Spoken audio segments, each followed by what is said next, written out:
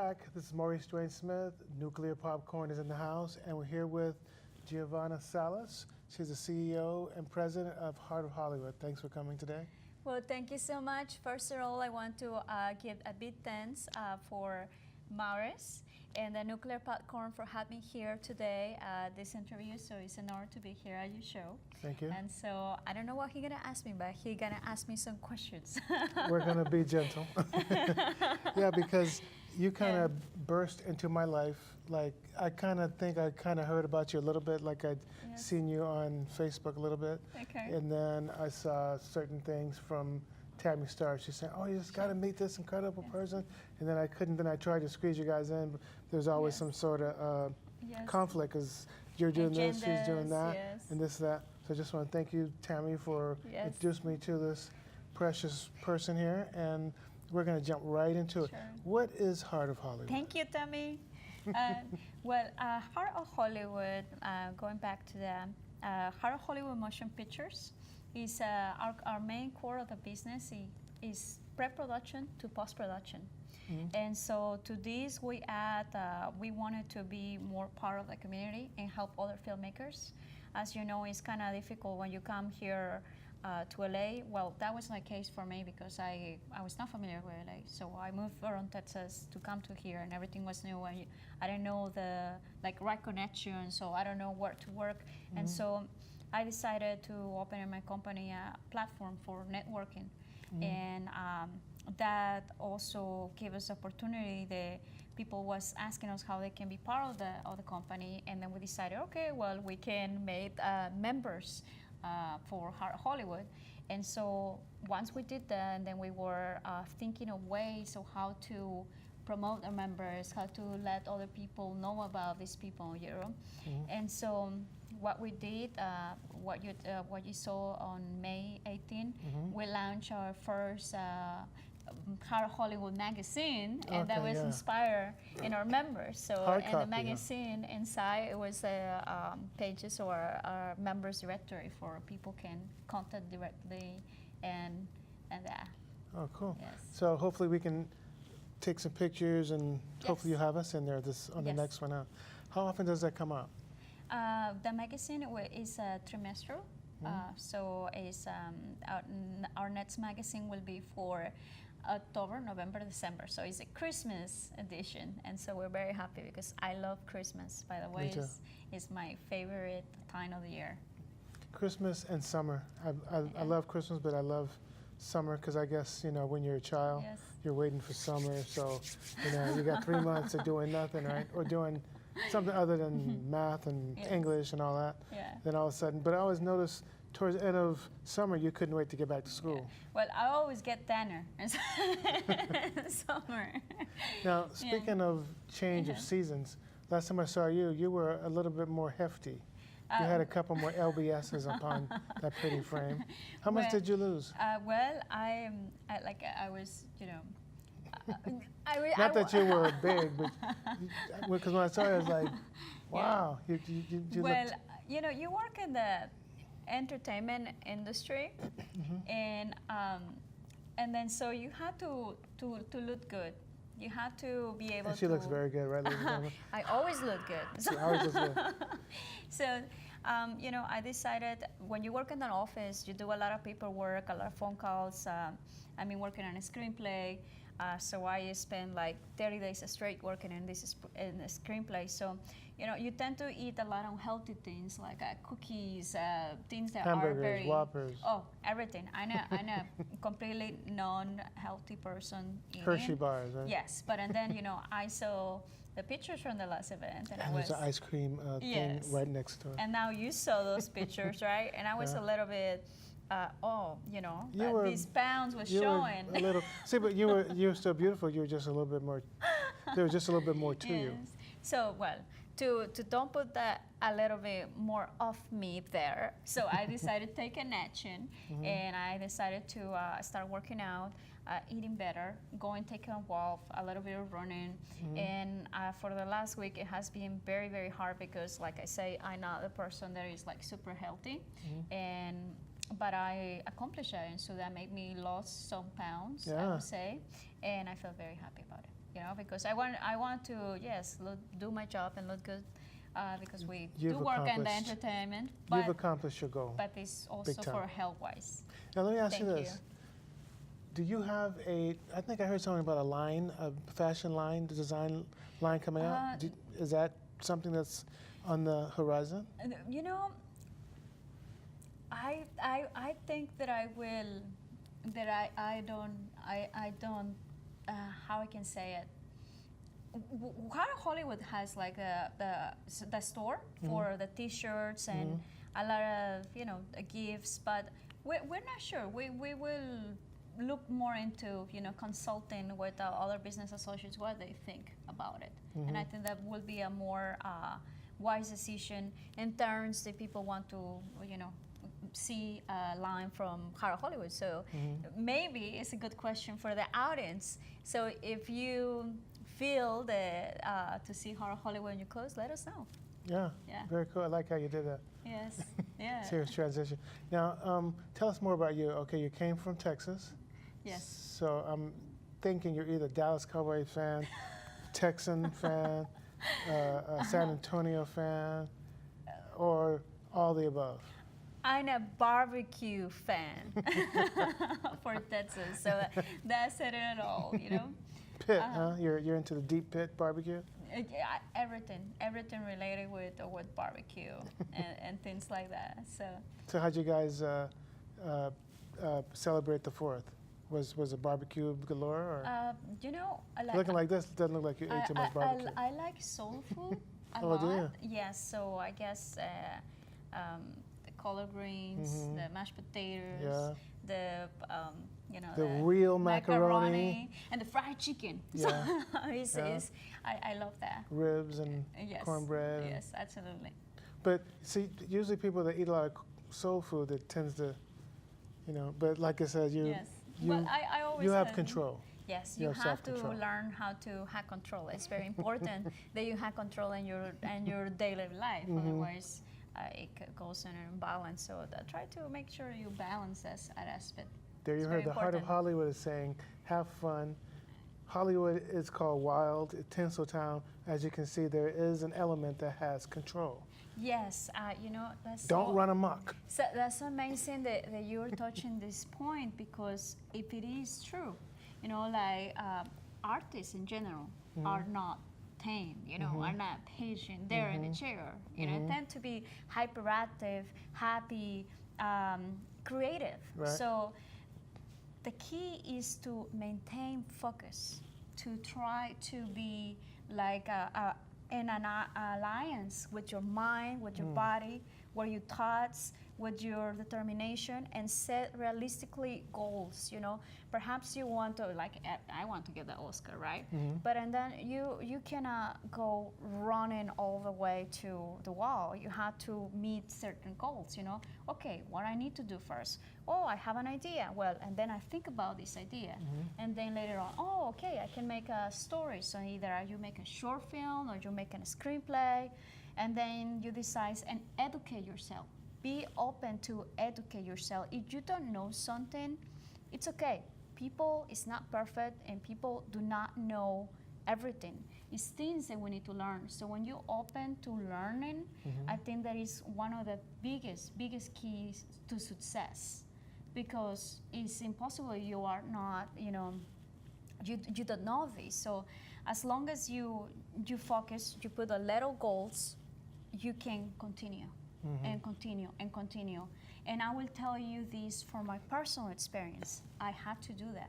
I had to go by an agenda. I had to be able to meet a goal and the time amount that you say. So the things that you also say, they're very important, because people look at what you are saying or what you're doing or what you're committing. So these things has to come for the way that you educate yourself, and then the way that, like an athlete, they train, right? So it's like everything. So you put a little bit of that and your regular life or your regular job or what you're doing, I think that you can accomplish a lot of things. I'm not an athlete, but wow, okay, like an athlete, yes. Yeah. I follow these. So you have a regimen. Yes, You have like a methodology that you follow.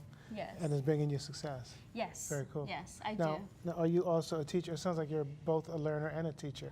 And also, who's your mentor that helped you get the contacts? Because you said you came from Texas, you were kind of starting over. So, mentor, and tell us about your training ethics and who trained you.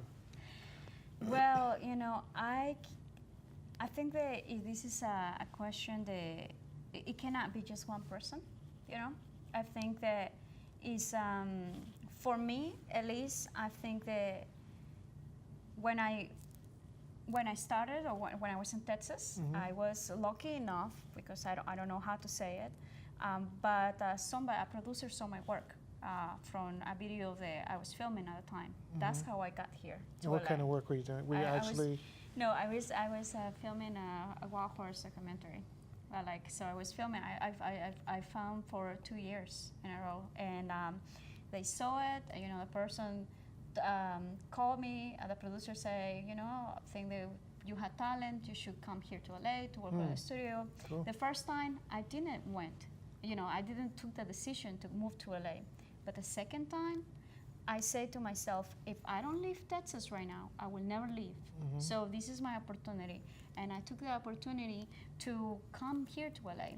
And that was what started. But I will say that this is also very important. You have to recognize when you see the opportunity. So you have to grab it. That's, when you see the opportunity, don't think it twice. Listen to your heart and listen to whatever you're feeling that is right. If it feels wrong, if you feel something that is, you know, sneaky or it's not, doesn't make you feel good, stop. Don't do it. You know, make whatever it make you happy at the same time. And for mentors, going back to your questions about mentors, I think that well, my first mentor was an art teacher. I would say my mother has been a great inspiration to myself. Back in Texas? No, my mother is in Mexico. Okay. And I think that the universe just had faith, yeah. And the other things, I have great mentors. I have a lot of mentors. So it's you know, George Clayton Johnson was one of my mentors. Lenny, there is it's a lot of mentors. It's a lot of mentors. Nobody does the things alone. No, no way. So not even Michael Jordan. Yeah, exactly. So it's, or Michael Jackson for that. Yeah. matter. So I'm very thankful to other people that has helped me along the way. They has taught me things that I did not know all the time. And so the only thing that I have is respect, and I feel thankful, because even the things that you learn the hard way and you have mistakes, I had learned the most from my mistakes. So, like I say, you just have to be able to learn and move forward. Well, it sounds like you've developed a very strong sense of loyalty, but also you treat people right. It looks like your karma is like wearing real cool, because you're not getting, you know, like sometimes you do sales, and like then those sales might screw up, then you get chargebacks. Yes. Doesn't look like you're getting too many chargebacks. Yeah. So everything's staying on the up and up. But now, before we get any further, because our time is running fast, because this is real, and there's a certain energy from you that's really cool. Okay. So now, you came from Texas, but were you born in Texas or were you born elsewhere? No. I was born in Mexico. Okay. I was born and raised in Mexico. I came here to the United States because I was a painter, oil painter painting. So that's how I started as a painter, and that became. I have a passion for photography, so I became a photographer.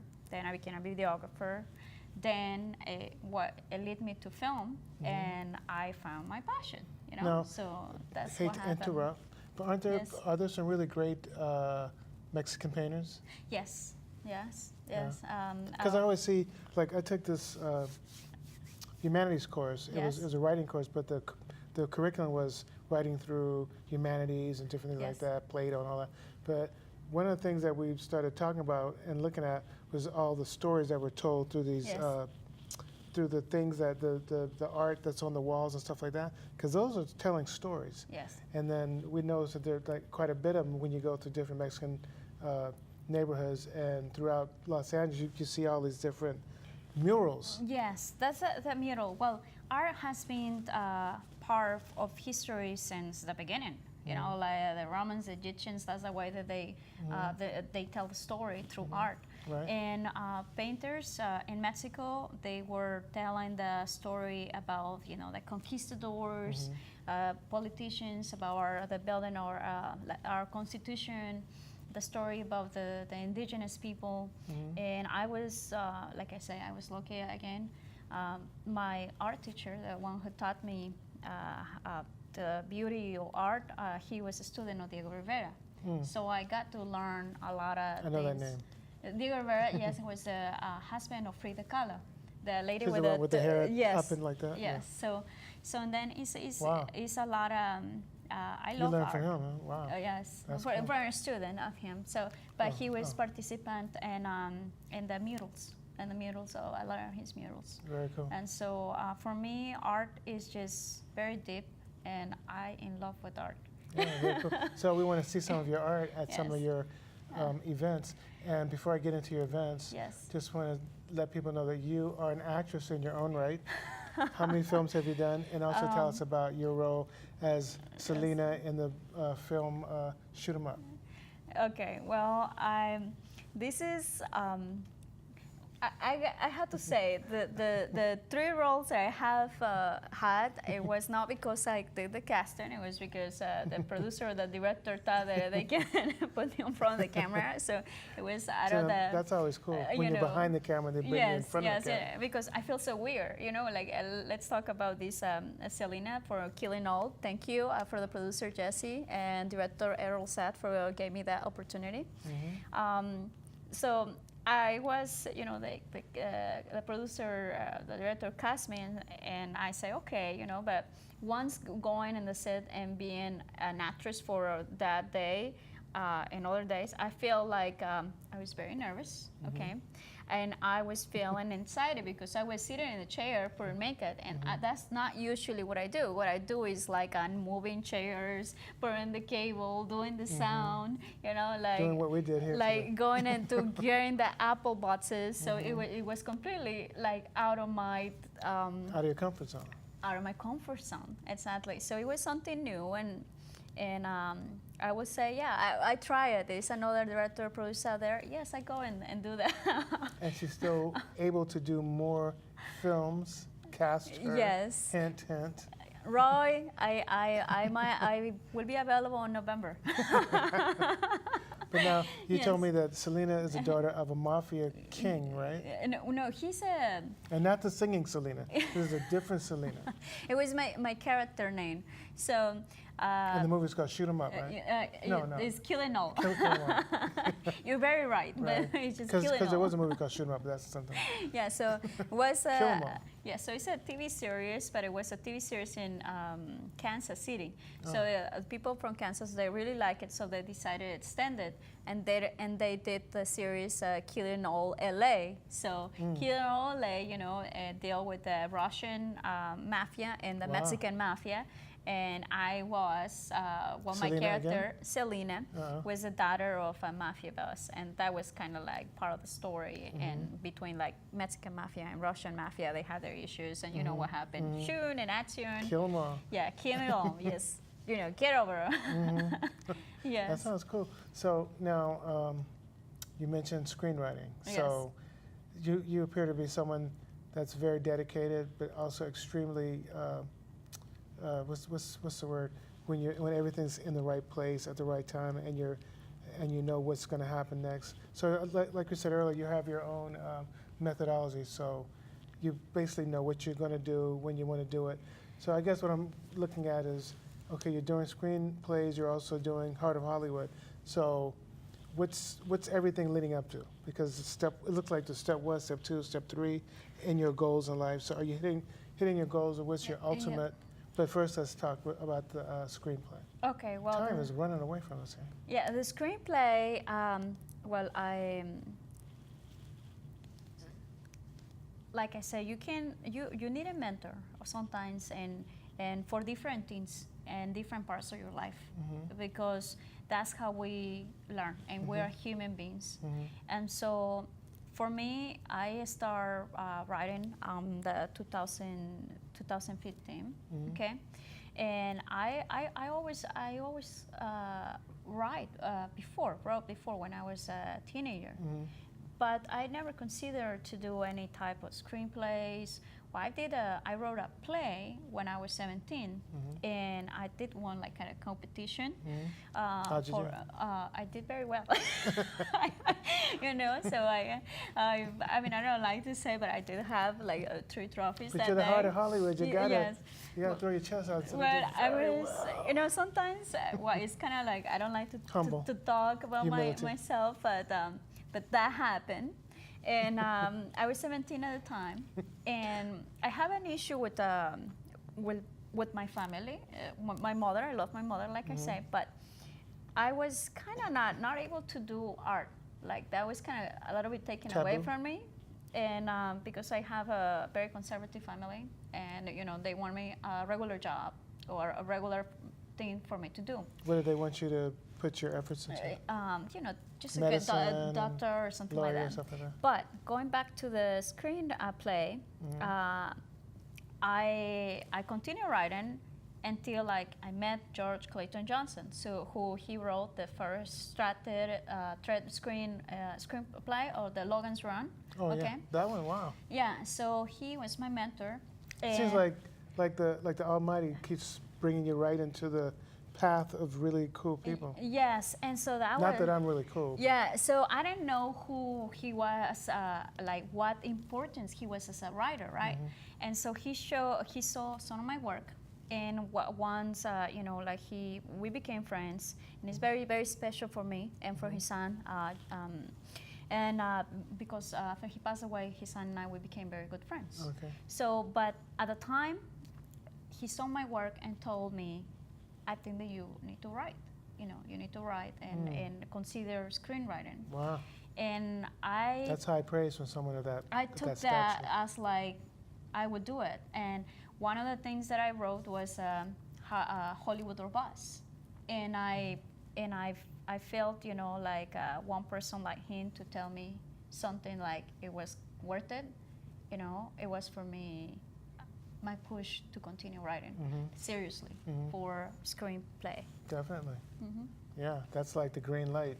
Yes. You know, put on your helmet and just jump into the airplane. Yes. Take off. You know? Absolutely. So that was completely an honor. It was not expected, and that's one of the things. Like you need mentors for different things. So now, since you've been lucky enough, or let's just say in the right place at the right time, or whatever your divine providence, whatever, that's got you into the right place at the right time, do you feel that it's your mission now to mentor others? Is that why you created Heart of Hollywood, or is it for a number of different reasons?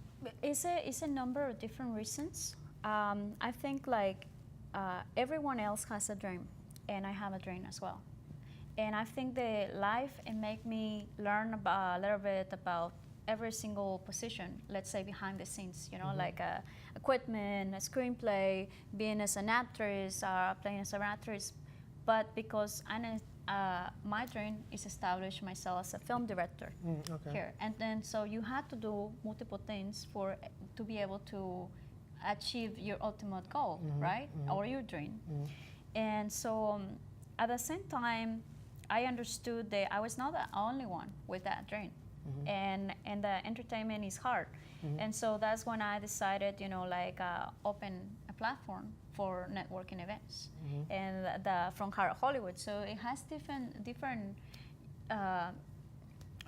goals, because I want other people to achieve their dreams, and I want other people to believe in themselves, and they don't stop and give up, because I believe that if you stop and doing what you love, you are not happy, and independent happiness. You don't need another person to be happy. I mean, you do, like, but You have your own happiness inside of you.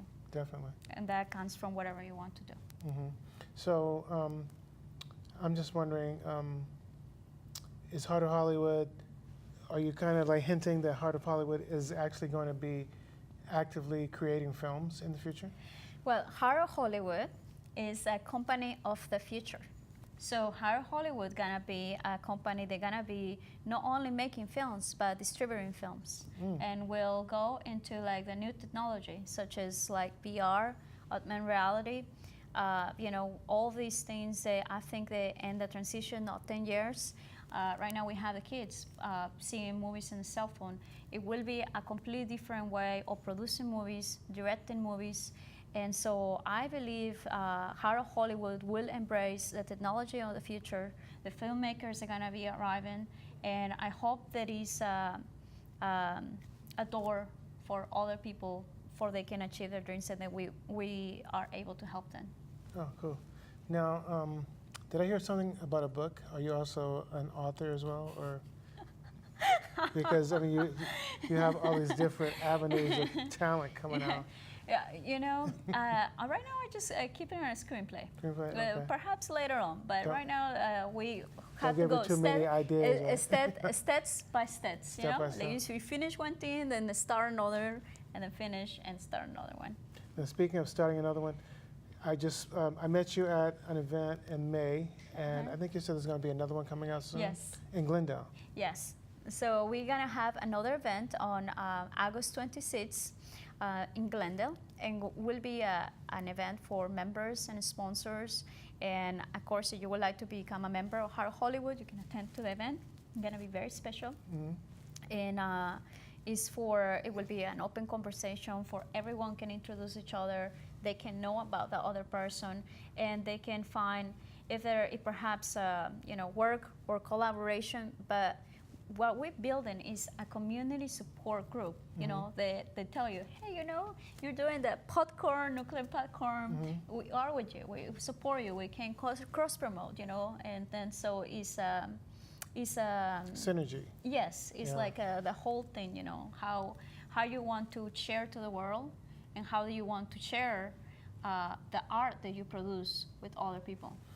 There you have, ladies and gentlemen. We're almost out of time. How can people find you and your Heart of Hollywoods on social media? Okay, so they can find Heart of Hollywood on Facebook, social media, Instagram, Twitter, but they can go directly to our website. There is heartofhollywoodmotionpictures.com or heartofhollywoodmedia.com. Of course, they also can go to visit our new magazine. It is Heart of Hollywood magazine.com. There you have it. You can also find Giovana Salas. Oh, yes, I do have my website. So it's giovanasalas.com. There you go. The popcorn has exploded. We're out of time, ladies and gentlemen. Thank you so much. Thank you so much for coming here to see us. It's been an honor and a pleasure. Well, it's an honor, and I know that it's